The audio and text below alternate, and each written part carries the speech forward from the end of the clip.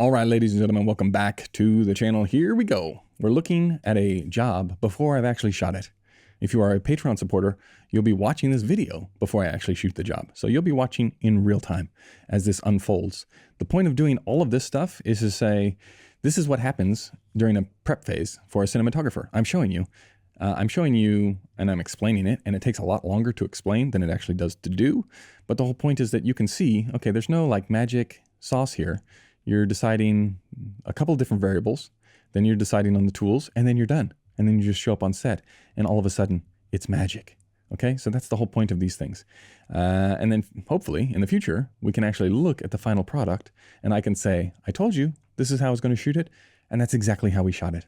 Okay, so if you haven't seen the other videos, look in the link in the description below. Also, if you want all of the goodies and you want to support the channel so that I actually do these things more often, you can also become a Patreon supporter.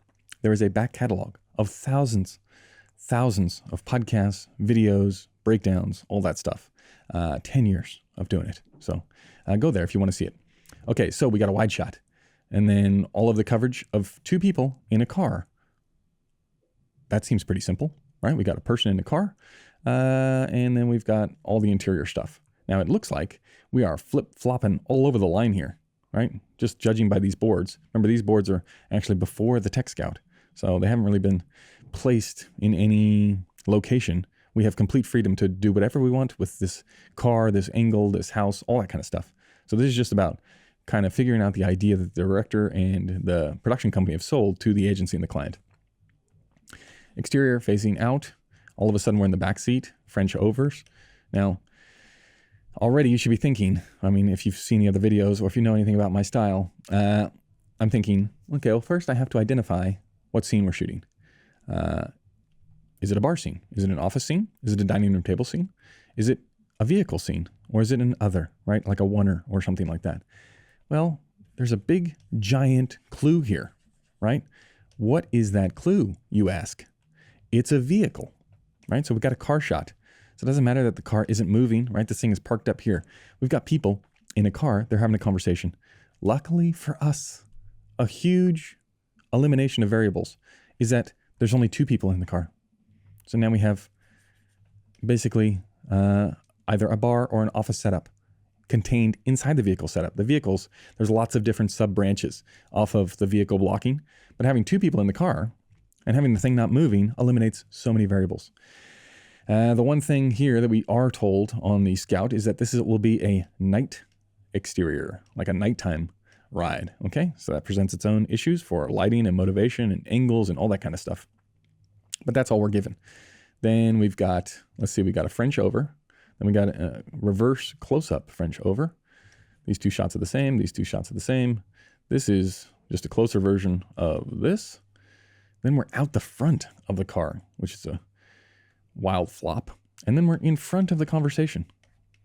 Okay, so we're flip-flopping all over the place. We're choosing lots of different angles in here.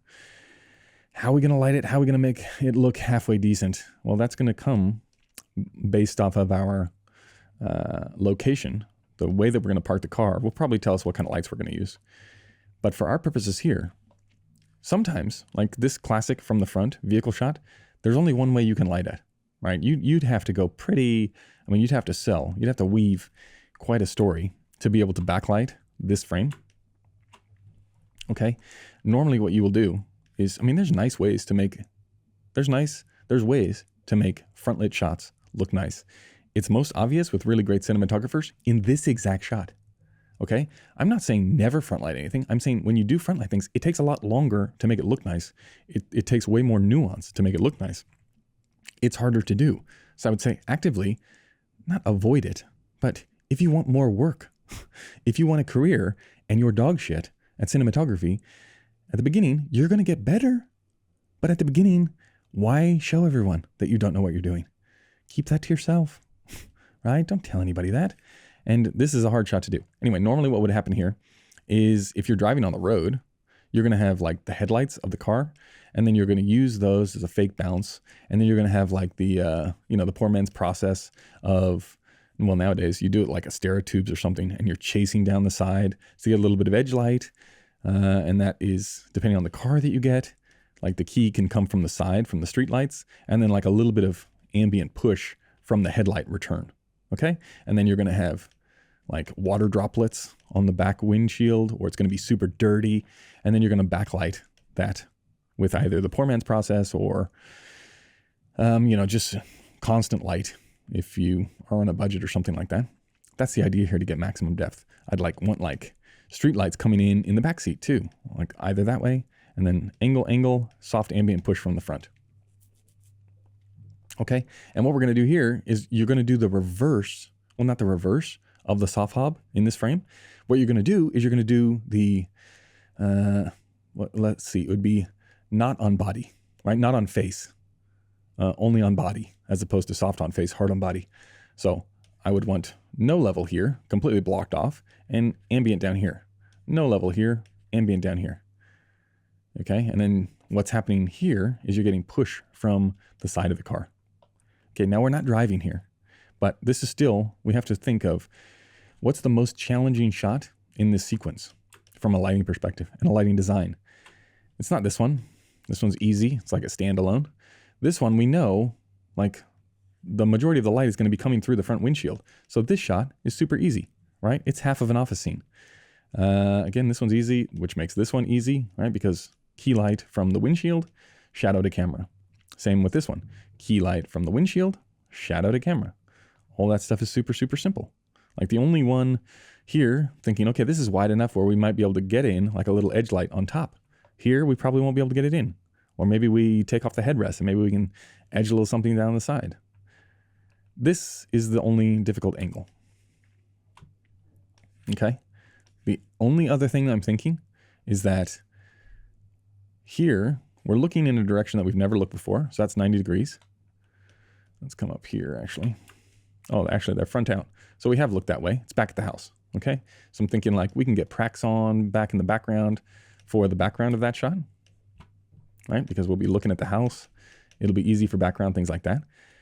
What really hoses us in terms of angles are these two shots, right? Because if we take this as our map, here we're looking at these two guys, and then we're going in the back seat, but the angle is so small because, the background will be super blobby, and their heads take up the majority of the frame, right? So you don't really see much around them. But what happens here is we're looking this way for the two shot and the wide. Then we're looking back this way for the coverage from the French overs. Then when we look side out here, now we're seeing this entire world because it's wider, and this entire world. We just tripled the amount of lighting that it's going to take, right? Because out here is going to be nothing but darkness. We have to now account for that darkness. That's a bummer. Same here. Like all of this, it's going to be complete black nothingness. What's an easy way to get around this? Easiest way, you see it all the time in film.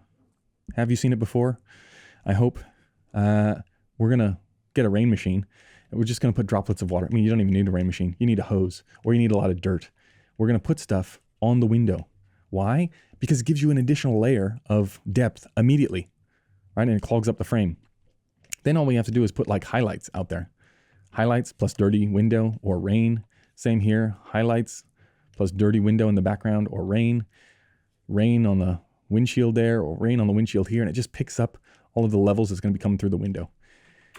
So that's first thing to remember, okay? Come up with something on the window so that we can see it. You don't want to be looking through the window. Okay, here's our location. Problem with this location is that where the driveway is not on the same level as the house. So all of our shots that are like the French overs, if we were to leave the car here, they're going to be looking into this dark, dim area. Not great, okay? There's also no sort of street lamps around or anything like that.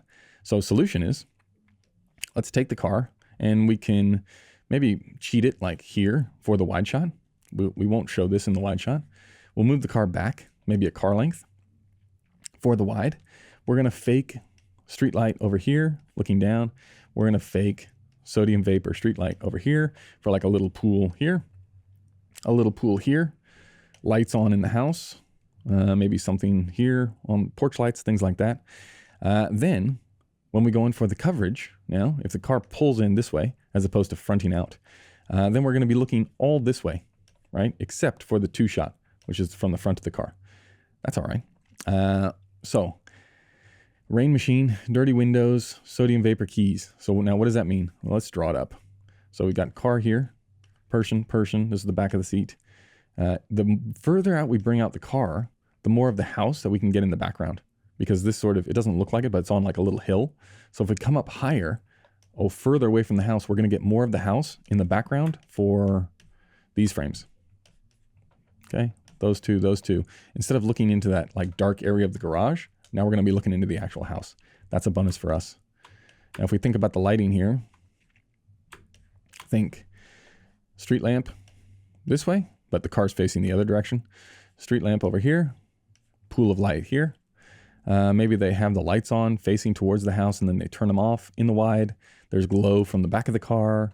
There's lights on in the house. Maybe we shoot this at just the last hour of light, so there's a little bit in the sky. Then when we come in here, let's go to the most difficult shot. That's still facing the same direction, right? Which is this one. So I'm going to go sodium vapor street lamp onto rain machine on the windows, plus light from the front, right? Just like a little 4x frame or 8x frame, to wrap sodium vapor this way. Neg on that side, or because it's dark, we don't need neg. Same for him. We're going to set him up with something edge light this way, and maybe like a little bit across his face to sell the key that's going to happen on his angle. That's an easy shot. Same here. We're going to get push from the windshield, a couple of highlights outside through a dirty window, and maybe something through the back window as well. And then for the French overs, we leave the exact same stuff that's there. We leave, and now we use the same spot where our key light was for, the same spot where our key light is for this frame. That's the same spot where the key light's going to be for this frame, right? Because now the key light is coming from over here, outside the windshield. Maybe we have something on up top over here to give this dash a little backlight. Then we push in level this way. This is dark to camera. Now we're onto something. Same thing for him, okay?